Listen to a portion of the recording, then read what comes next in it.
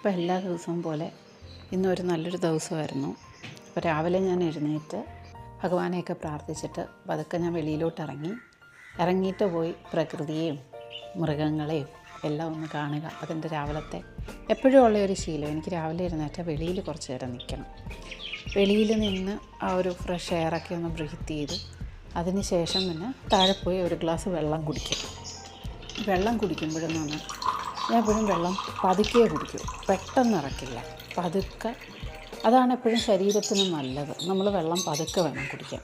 അപ്പോൾ ഈ വെള്ളം കുടിച്ചുകൊണ്ടിരിക്കുമ്പം തന്നെ വെളിയിൽ താറാവിനെയും കോഴിയെയും ഈ ബേർഡ്സ് ഉണ്ട്, കിച്ചണിനോട് ചേർന്ന് തന്നെ ഈ ബേർഡ്സിനെ വെച്ചേക്കും.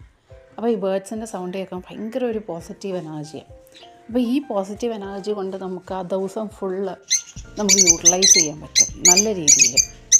അപ്പോൾ അന്നത്തെ കാര്യങ്ങളൊക്കെയാണ് ഞാൻ ഈ സമയത്ത് ആലോചിക്കുകയും എല്ലാം ചെയ്യുന്നത്.